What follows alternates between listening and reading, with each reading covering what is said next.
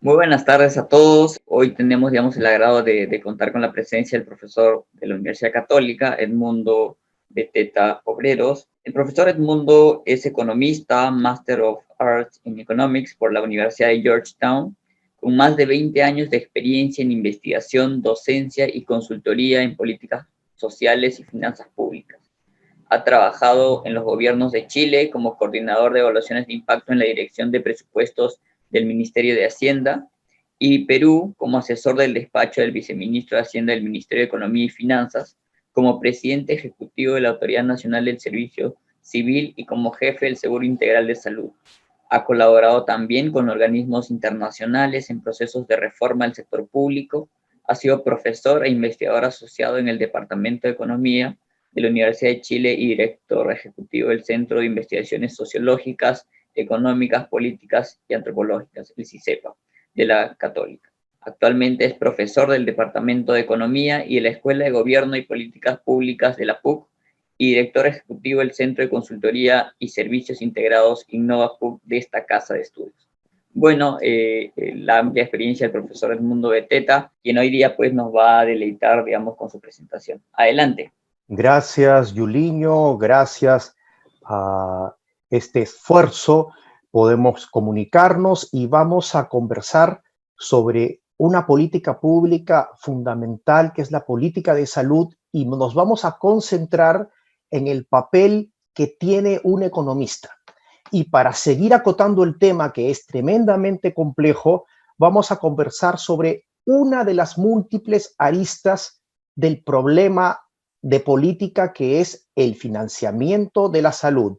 Entonces, como les decía, es un verdadero honor estar con ustedes y quisiera motivarlos a que se interesen más en la política de salud desde la disciplina económica. En esta breve motivación ya les dije que nos concentraremos en el problema del financiamiento, que tiene que ver con cuestiones fundamentales de asignación de recursos escasos, como corresponde a nuestra formación de economistas, y donde además la manera de asignar recursos influye en los incentivos de comportamiento de quienes día a día atienden a las personas, que son enfermeras, doctoras, doctores y otras modalidades distintas de personal de la salud. Por lo tanto, para el sentido común, salud tiene que ver con los hospitales, los centros de salud, pero en realidad la organización de ese sistema es un tremendo problema económico. Solamente la actividad y recursos que moviliza el sector salud es 10% al menos de la economía mundial. En Estados Unidos es aproximadamente 20% del Producto Bruto Interno, y es uno de los sistemas de salud con un diseño económico tremendamente desafiante. Día a día, en el caso peruano y otros países, se percibe la escasez de los recursos y por lo tanto se requieren mejores reglas institucionales de asignación de dichos recursos. Hay además un campo empírico fascinante, que es la relación entre la salud o el financiamiento de la salud y el crecimiento de una economía.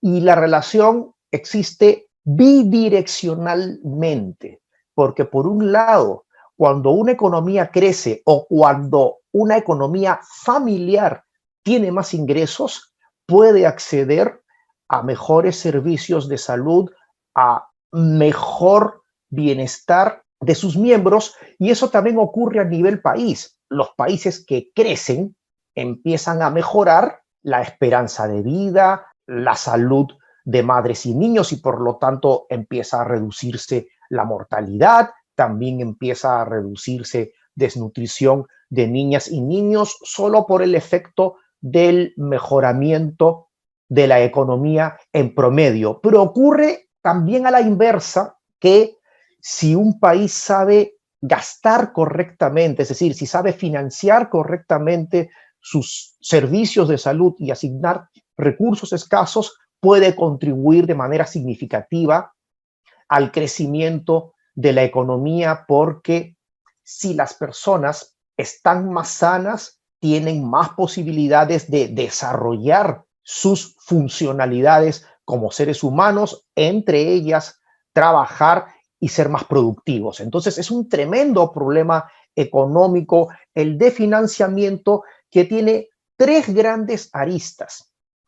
Nuevamente, usted ve día a día las penurias y problemas de la población para acceder a la atención en hospitales y centros de salud. Detrás, en el backstage, está el financiamiento haciendo tres cosas. Por un lado, hay que recaudar. De alguna parte deben provenir los recursos para atender las necesidades de la población. Algunos países, por ejemplo, dicen en Europa, vamos a recaudar aprovechando que la mayoría de trabajadores tienen empleo formal y por lo tanto se les descuenta una parte de su ingreso mensual y eso se llama sistema de seguridad social. Por ejemplo, existe en muchos países como Alemania, Francia, Holanda, etcétera. Al revés, en otros países como Inglaterra, España, se dice vamos a usar toda la bolsa de recursos presupuestales, IGB, impuesto a la renta, etcétera, y de allí una parte se asignará como presupuesto al sector salud. Entonces, en ese sistema las personas contribuyen de manera menos directa cuando pagan sus impuestos. El tema del financiamiento es exactamente igual al de tener un gran seguro para muchas personas. En un seguro tú estás juntando a personas de distinto riesgo. En este caso, distinto riesgo de enfermar, y a eso se le llama mancomunar los recursos. Y hay que asignar esos recursos a hospitales, centros de salud, en el caso del sector público, bajo la forma de presupuesto. Un tema crítico en política pública. ¿Por qué necesitamos al Estado? En el financiamiento de la salud es donde más se notan las fallas del mercado. De hecho, vuelvo a los países desarrollados, allí más de 70% de todos los recursos que se usan en el sistema de salud se recaudaron públicamente o cobrándole a los trabajadores y trabajadoras este impuesto específico de la seguridad social o a través de los impuestos generales. ¿Y por qué tanto papel del Estado en el financiamiento? Es súper simple. Día a día, las personas en el sector privado contratan algunos seguros. Seguros, por ejemplo, para cuidar la casa en caso ocurra un siniestro como un incendio o que el auto, si tiene un accidente, pueda ser reparado. Esos seguros te los da el mercado. En cuanto al seguro de salud, también hay un mercado privado. El tema es que la salud debiera ser de acceso universal. Los países tienen una preocupación en el buen sentido de que todas las personas tengan acceso independientemente de su nivel de ingreso. El mercado privado de seguros solo va a atender a quienes tienen disposición a pagar. Y peor aún, el mercado privado en este sector de seguros de salud o financiamiento de la salud presenta un tremendo problema de información, incertidumbre. No se sabe cuánto la gente va a enfermar y no se sabe además en cada persona cuán grave va a ser la enfermedad y por lo tanto cuánto gasto se va a requerir para cubrir financieramente el siniestro. Además, hay asimetrías de información diversas. Por ejemplo, selección adversa, las personas que se enferman o tienen una probabilidad de enfermar conocen un poco mejor su riesgo de salud que un asegurador privado. También hay asimetrías de información muy importantes cuando justo nosotros como ciudadanas, ciudadanos, no sabemos nada o sabemos poco sobre cómo curar nuestras enfermedades y tenemos que recurrir a una doctora, a un doctor para que nos recete y le delegamos parte de la decisión de consumo. Esas asimetrías de información hacen inviable que el mercado privado le pueda dar seguro universal a toda la población. Es así de simple. El mercado privado lo que quisiera es darles a las personas que pueden pagar, número uno, y dos, cobrarle más a quien tiene mayor riesgo o probabilidad de enfermar, por ejemplo, a quienes ya tienen más edad, y cobrarle menos a quienes presentan menos riesgo. Pero eso no es directamente observable más allá de ciertas características que sí se pueden distinguir. Sí es un hecho a nivel de grupos de población que conforme alguien tiene más edad, a partir de los 50 años, su necesidad de financiamiento de necesidades de salud aumentará.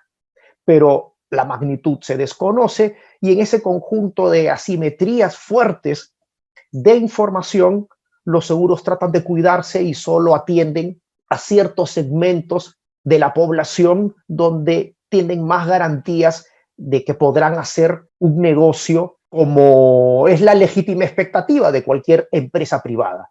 Entonces el Estado asume un compromiso muy fuerte cuando los países desarrollan para cubrir financieramente a la población y hay que organizar entonces el financiamiento.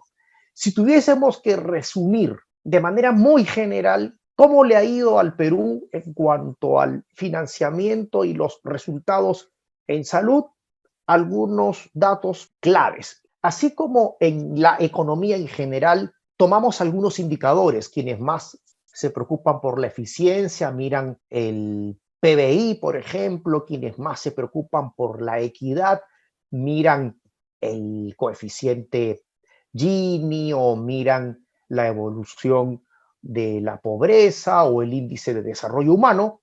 En salud también uno puede mirar algunos números generales como la esperanza de vida, la mortalidad o tasas de mortalidad de la población, de los niños, y en todos esos indicadores en general el país ha mejorado. Y eso es coherente con el crecimiento de la economía, ya les expliqué todo eso, que ocurrió en los últimos 20 años. Pero, número uno, hay inequidades tremendas en el acceso a la salud. Ilustraré eso con algunos datos gráficos. Dos, hay tremendos problemas de eficiencia. Cuando al Perú se le incluye en estudios internacionales, por ejemplo, muestras de países similares de ingreso medio en América Latina, el Perú es de los últimos, como en el fútbol lamentablemente hoy, cuando se trata de hacer una medición de eficiencia fundamental, que es la siguiente. Así como en cualquier análisis de eficiencia usted compara los resultados que se obtienen, una producción, con los insumos que se utilizan, eso se ha hecho en varios ejercicios empíricos interesantes y los resultados o productos son estos indicadores que mencioné. La esperanza de vida que va aumentando, la mortalidad general que va disminuyendo, la mortalidad de los niños que va disminuyendo, y cuando esos son el output o resultado y se comparan con los recursos que se utilizan, ratios de eficiencia, y el Perú está bastante mal en eso. A nivel de América Latina es de los 5 peores países, así a grosso modo. Y en términos de equidad, también tremendas disparidades. Si tuviésemos que resumir, esta es una medición sobre la base del INEI, Encuesta Nacional de Hogares, y colegas de un organismo internacional del Banco Mundial agruparon a la población en las siguientes categorías. En la fila de abajo ven a la población pobre, la población vulnerable son quienes han superado la línea de pobreza monetaria, pero tienen una probabilidad de volver a la pobreza, más o menos por dónde andan los vulnerables. Entonces, si uno usa una clasificación muy básica de quintiles de ingresos, si en el primer quintil, ingreso inferior, se encuentran los más pobres, los vulnerables andan en los quintiles segundo y tercero, quizás en parte del cuarto quintil, y ya hacia el quinto o el nivel de ingresos mayor hay un 20% de la población más o menos que no es vulnerable, se le llama así, y que además tiene un empleo formal. Somos una economía bastante informal, como ustedes saben, y eso sí afecta al sistema de salud, porque al ojo, ¿quiénes tienen mejor acceso a servicios cuando presentan necesidad en salud? Tienen mejor acceso quienes tienen un seguro privado, que son apenas 2% de toda la población, y quienes tienen salud, que son un poco más de 20% de la población. ¿Y qué podemos ver? Que mientras la amplia mayoría de quienes presentan mejor condición socioeconómica, cuando se enferman, eso es lo que se puede calcular con la encuesta nacional de hogares, cuando se enferman mayoritariamente, es decir, más de 65% logra atenderse, es decir, consultó y no pagó. En cambio, ni siquiera 40% de quienes son más pobres se encuentran en esta situación, entre comillas, ideal, que es poder ser atendido y no pagar, porque el tema central del financiamiento es que las personas se atiendan y que se proteja el bolsillo. Y eso va de la mano porque a veces una barrera de acceso es la condición económica. Es decir, no poder pagar en el momento en que te atienden, no tener en tu bolsillo el dinero que necesitas, puede dejarte fuera y causar un tremendo problema de salud. Por ejemplo, hay enfermedades que de repente son más simples y curarlas es más barato, tanto como tomar un antigripal, pero un cáncer ya es otra cosa. Son verdaderas catástrofes financieras. Noten en el coronavirus que hay también distintos niveles de gravedad dependiendo de cómo el virus ataca a las personas. En algunos casos se recupera el paciente relativamente rápido y en otros casos, lamentablemente, se ha visto que las personas pierden capacidad de respiración, necesitan oxígeno, necesitan una cama especial UCI y teníamos muy pocas camas como país cuando empezó la pandemia. Y algo terrible entonces es que también hay una porción más alta entre los pobres en comparación con la población de más ingresos, curiosamente una proporción más alta en este color naranja, que sí logra atenderse, pero que tiene que pagar. Y eso ya inhibe la atención de salud. Entonces, este es un problema de equidad, pero también es un problema de eficiencia, porque lo que dice la literatura económica es que la enfermedad, lo que se llama carga de enfermedad, se concentra principalmente en sectores de menores ingresos, lo expliqué al inicio de la conversación, y por lo tanto, quienes marginalmente podrían tener una mejora mayor en su salud y en su productividad son los más pobres. Pero si hay barreras de acceso porque el financiamiento está mal organizado o es precario, vemos este tremendo problema. Aquí sigo motivando el problema de acceso, ahora deteniéndome en la modalidad que hoy es más popular de financiamiento, aseguramiento de la salud en el Perú, que es el seguro integral de salud. Si hace un rato les dije que una porción muy chiquita de la población tiene un seguro privado y trabajadores formales, si tienen un acceso a salud, que es un sistema como el de seguridad social que relaté al principio, donde hay una obligación de aportar con un porcentaje de 9% del ingreso laboral mensual, la gran mayoría hoy en 2020 cuenta con una promesa de aseguramiento, de financiamiento, de protección que se llama Seguro Integral de Salud, siglas SIS. Quizás algunos han oído hablar del SIS y o tienen personas conocidas en el SIS. El SIS empezó en el año 2002 aproximadamente como una especie de programa social focalizado en la población más pobre. Siempre ha buscado darle prioridad de acuerdo al marco legal a la población más pobre y vulnerable. Lo que se sabe hoy es que básicamente el Seguro Integral de Salud es el mecanismo de financiamiento para la mayoría de la población. Eso significa que si en 2007 eran unos 5 millones de peruanos, en 2017 ese número ya sube a cerca de 16 millones y la estadística de esta institución en 2020 señala que ya han llegado a 20 millones de afiliados. Eso es más de 2/3 o casi 2/3 de nuestra población.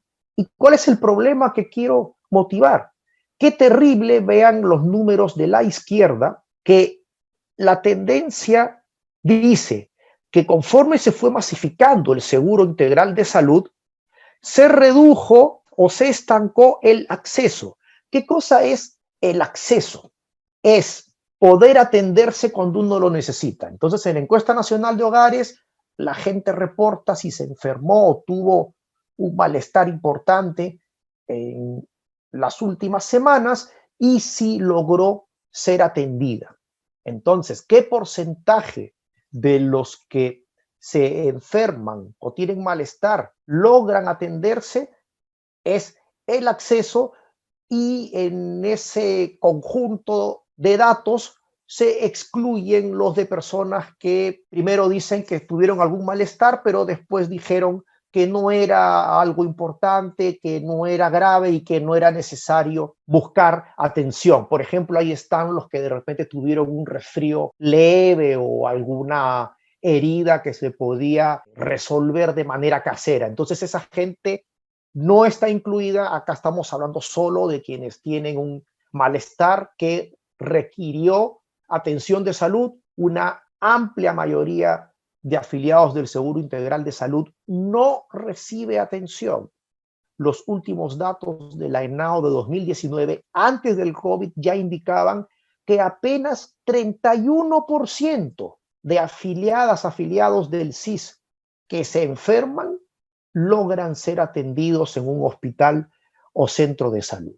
Esto es un tremendo problema porque en paralelo va creciendo el acceso, entre comillas, de la población beneficiaria del SIS a farmacias, que es el otro trazo que vemos aquí, y a la derecha los números. Entonces, de alguna manera, la gente va supliendo la falta de atención en los hospitales y de repente hay mucha gente que no logra ser atendida ni en hospitales, ni en centros de salud rurales, ni en farmacias por falta de pago. Y eso genera un gran problema de eficiencia y de equidad. Entonces el Estado debe preocuparse por el financiamiento. Ya mostré algunos datos sobre el problema. Entonces, tremendo problema de acceso, y allí hay dos grandes cuestiones y en esas me voy a concentrar.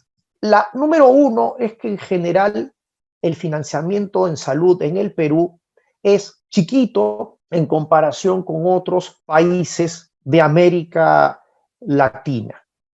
Entonces, esta línea roja son datos del Perú y el Perú es el país que tiene más bajo gasto como porcentaje del PBI. Ahora, al ojo, si uno ve los números, lo que les cuento, si no alcanzan a notarlo en su pantalla, más o menos 5.5% del Producto Bruto Interno. Pero ojo, eso es gasto público y también lo que ponen los hogares de su bolsillo cuando se enferman.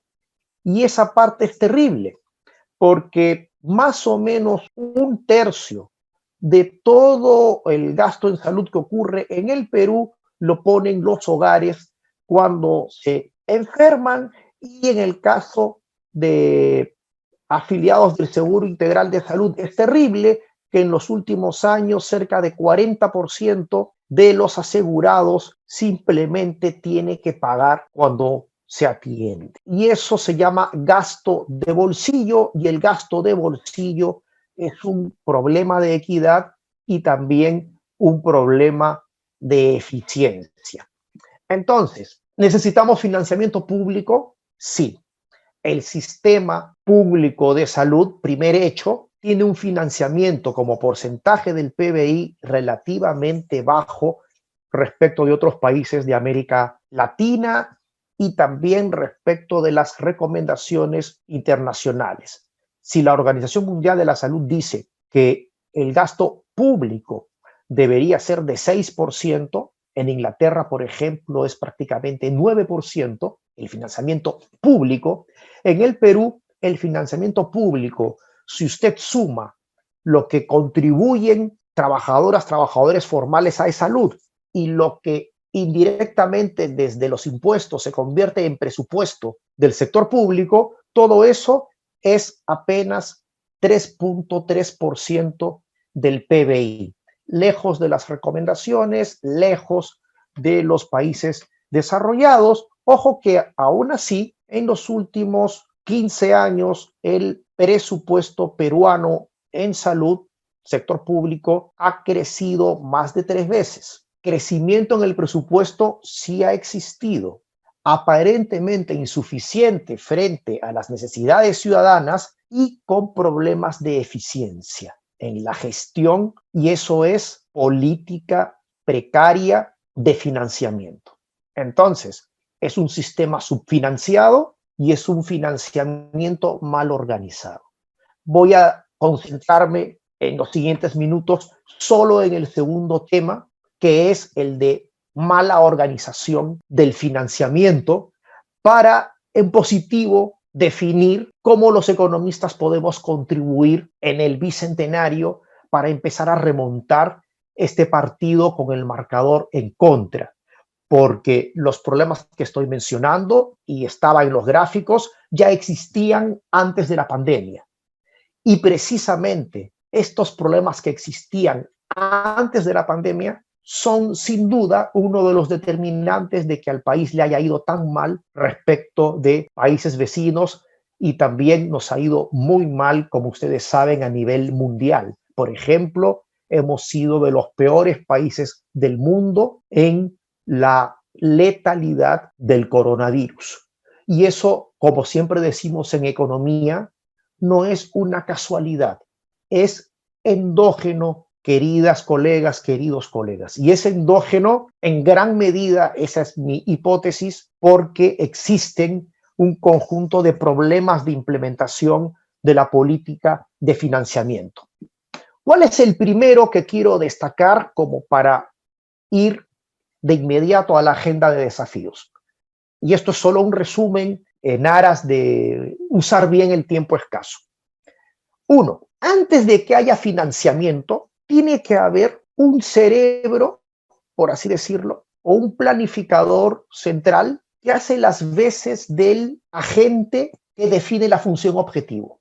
A ese se le llama rector a rector. La rectoría es la labor que tienen en los países las autoridades. En resumen, Ministerio de Salud. Quien tiene la labor de rectoría define de manera precisa, ojalá, la función objetivo. ¿Qué es lo que se quiere maximizar y por dónde daremos prioridad al uso de recursos escasos? Al ojo, para desarrollar esta función rectora hay que tener claridad sobre eso, hay que saber analizar técnicamente la información. ¿En qué sentido? ¿Cuáles son las enfermedades que más daño le hacen a la población en términos de su salud y su bolsillo? Concentrémonos en dar prioridad a la lucha contra esas enfermedades y, por lo tanto, orientemos los recursos hacia la maximización del bienestar social. Esas reglas básicas en la función objetivo son responsabilidad de la rectoría. Entonces, si tuviese que contarles algo muy práctico, en 2009 se dijo y se estableció en una ley que iban a existir estas prioridades y se les llamó Plan Esencial de Aseguramiento en Salud, es decir, que el financiamiento prioritariamente se destinaría a 140 condiciones de salud importantes que se llamaron condiciones asegurables.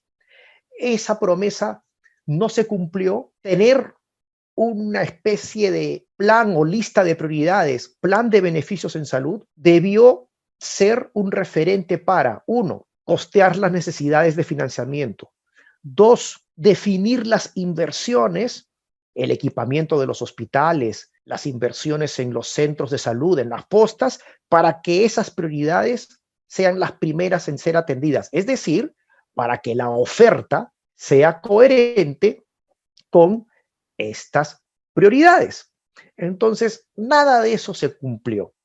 La rectoría también tiene un papel clave en regular, por ejemplo, el acceso a medicamentos y coordinar con otras instituciones si hay una falla de mercado importante en el mercado de medicamentos, como aquella que puede llevar a que por asimetrías de información y o concentración excesiva del mercado perjudique a la población.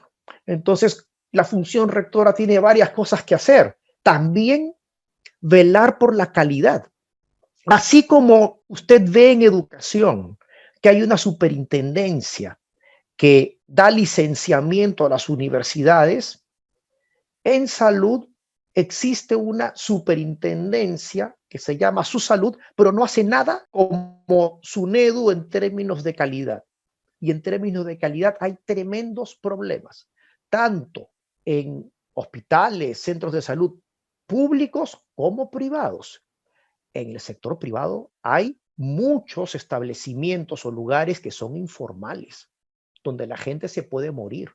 Y en el sector público también hay hospitales o centros de salud que ni siquiera cuentan con las condiciones de higiene fundamentales, y alguien que se enferma e ingresa en esos lugares se puede contagiar, infectarse más dentro del establecimiento de salud.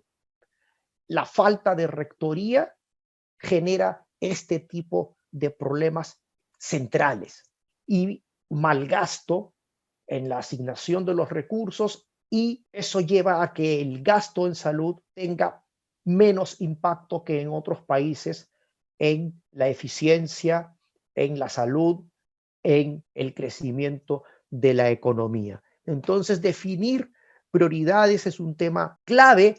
Es clave también que, como ya han notado, este trabajo de ser rector a rector es bien especializado, es muy técnico y no lo pueden hacer solamente médicos. Hay una parte importante de análisis de datos que lo deben hacer los economistas, y estimaciones de eficiencia potenciales, por ejemplo, cómo se maximiza el bienestar en salud de la población, definiendo las prioridades, donde todavía hay mucho por aportar por gente joven como ustedes. Entonces, la función de rectoría es muy especializada, pero también la función de financiamiento con estas tres tareas: recaudar, mancomunar riesgos y comprar servicios. ¿Qué significa comprar servicios? Si tu carro se quema o tu tarjeta de débito es clonada y tienes un seguro, bueno, el seguro te cubre. Pero en salud es mucho más que eso. El que hace de seguro, por ejemplo, es salud o el seguro integral de salud, lo que tiene que hacer es protegerte cuando tú te enfermas y necesitas ir a un hospital o a una clínica. Entonces el seguro paga la cuenta. Si el seguro paga la cuenta, en realidad, cuando contrata o traspasa dinero a hospitales, centros de salud en el sector público o a clínicas en el sector privado, está comprando en beneficio de los afiliados. Debería comprar, entre comillas, uno, en función de las necesidades de la población, donde se maximiza el bienestar de la población, comprando o permitiendo que hospitales, clínicas hagan cesáreas y cesáreas y cesáreas, y tenemos una de las tasas de cesáreas más altas del mundo sin ninguna justificación económica. ¿Eso es lo que hay que comprar y contratar? ¿Hay que pagar por eso?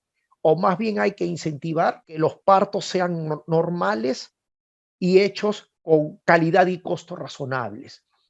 Allí hay un rol clave de los seguros o financiadores de la salud para generar incentivos y ponerle mejores reglas de juego a quienes desde el mundo médico atienden a las personas en establecimientos de salud públicos y privados. Y para eso entonces lo que se requiere es, como decimos en economía, diseño de mecanismos. ¿Qué mecanismos son las mejores formas de asignar dinero desde el seguro, sea de salud o sea seguro integral de salud, hacia hospitales, centros de salud, para que atiendan bien a la gente a un costo razonable? Por ejemplo, no es lo mismo que le digamos como seguro a un hospital: vamos a pagar en un paciente de cáncer por cada radioterapia. De repente un hospital, al tener esa fórmula o mecanismo de pago, se ve incentivado a un exceso de radioterapias respecto de lo que necesita la población. Es muy distinto hacer eso que decir: te voy a pagar un costo promedio, como se hace en la economía de la regulación, un costo promedio por caso atendido de cáncer. Entonces no te voy a pagar por la radioterapia, sino más bien en función del conjunto o combo de servicios que se necesitan para atender un caso normal, dependiendo de si el caso se encuentra en un estadio leve de cáncer o en un estadio más avanzado, Dios no lo quiera. Entonces, eso es diseño de incentivos, ¿sí? Y debe haber capacidades organizacionales en el sector público. Voy a aterrizar en algo muy básico en lo que es financiamiento. He dicho que tanto el salud como el SIS le pagan la cuenta a sus afiliados cuando se enferman. Eso es elemental. Ahora bien, también hemos dicho que puede haber incentivos perversos o a no atender bien a la gente o a inflar la cuenta sin atender bien a la gente. Eso se ve día a día, además de la precariedad de recursos por el sistema subfinanciado. Me estoy concentrando solo en los problemas de organización del financiamiento en Perú. Si eso puede ocurrir, no sé si han notado en los seguros de salud que hay que cuidar que la cuenta sea justa. A mí una vez se me inundó por culpa de un vecino el piso, porque se le inundó agua a ese vecino y el agua llegó y me inundó la casa y me rompió el piso. El seguro vino a verificar que realmente eso había ocurrido. Lo tienen que hacer para que el asegurado no mienta y no exagere respecto del dinero que pide como compensación. Es decir, el que financia la protección de salud de sus afiliados tiene que hacer un poco de monitoreo, porque el diseño de incentivos es insuficiente y no resuelve totalmente, para nada, el problema de asimetría de información que existe. Y una persona que está asegurada o cubierta puede eventualmente, en el caso de salud, por ejemplo, si el seguro es generoso, ser poco sensible al precio y aceptar que la doctora, el doctor busquen un tratamiento quizás innecesario o más caro cuando saben que el seguro lo puede pagar. Entonces hay que hacer un poco de monitoreo. Si realmente le han dado a la gente, al que se enfermó, lo que necesitaba en la cantidad razonable, en calidad, y o si el valor que están pidiendo como compensación o como pago en el hospital o la clínica es un valor correcto basado en precios adecuados. Vuelvo al caso de la radioterapia. No sé si alguno de ustedes es del norte. Es un caso famoso que en cáncer neoplásicas tiene un instituto en Lima, pero hay institutos descentralizados. El del norte, el de Trujillo, es famoso lamentablemente porque terceriza radioterapias y tiene un contrato con una empresa privada que parece la única de la zona y que cobra un precio mucho mayor que el precio de mercado que se podría conseguir en Lima. Y no hay quien se atreva a regular o a corregir esa situación. Entonces, un seguro debe servir también para eso, para cuidar el buen uso del dinero, que la cuenta sea justa, y eso permitirá entonces más eficiencia en la asignación de recursos escasos. Todo lo que les he contado así muy resumidamente, colegas, es una problemática que día a día la gente no ve, porque el ciudadano de a pie solo ve la escasez de recursos en el hospital, ve que las colas a veces son terribles en las madrugadas.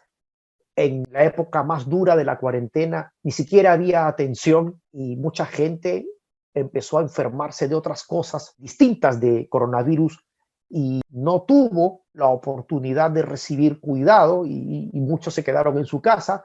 Hay una estadística todavía incompleta en Perú sobre eso y habría que transparentarla, algo fundamental donde también los economistas deberíamos contribuir, porque como han notado, el sistema de información que maneja el ministerio como entidad rectora es un sistema de información sumamente débil para poder orientar mejor el uso de recursos.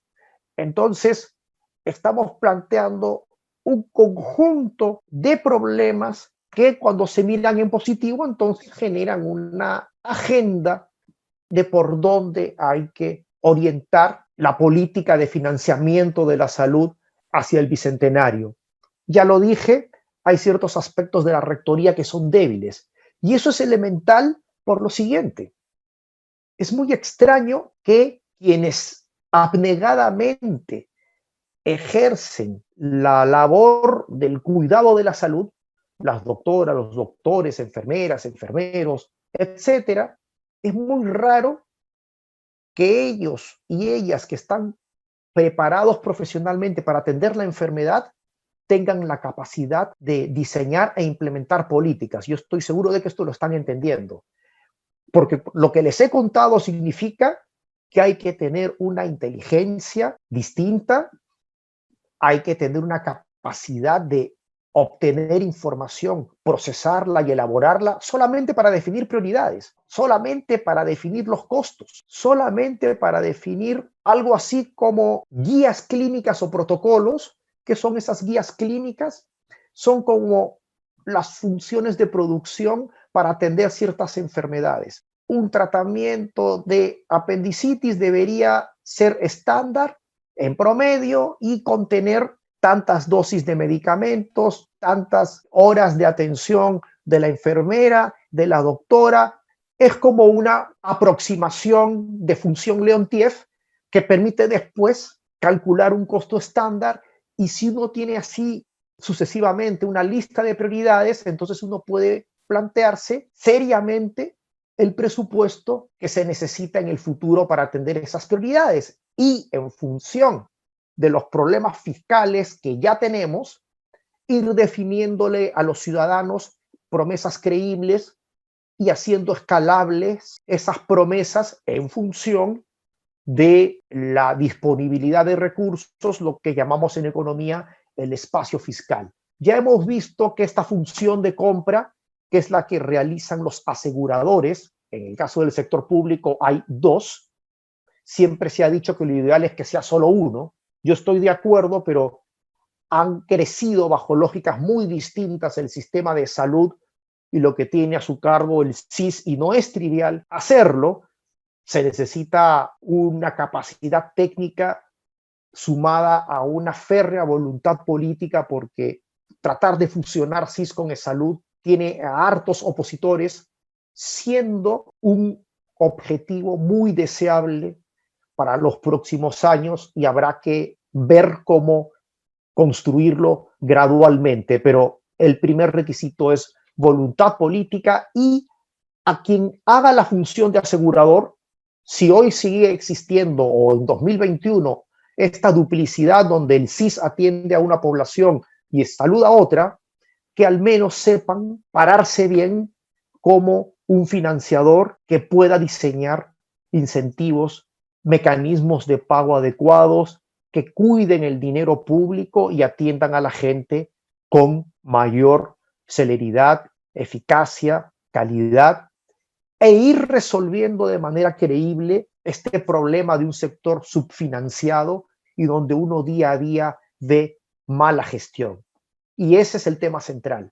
La parte visible para la mayoría de personas es la precariedad del hospital, la precariedad del centro de salud. En zonas rurales es imposible obtener atención. De hecho, en la primera etapa de la cuarentena, los centros de salud de atención primaria, de atención básica, estuvieron totalmente cerrados, lo cual complicó mucho la vida y el bienestar ciudadano en zonas rurales y en diversas regiones de la patria. Entonces, la población ve eso. Detrás están todos estos problemas que requieren vuestra atención como economistas. Ese ha sido el mensaje central, amigas, amigos. Lo voy a detener aquí porque prometí y debo cumplir que iba a focalizar el tremendo título de Desafíos del Bicentenario en solamente una cuestión muy compleja y de política económica, que es la organización del financiamiento de la salud.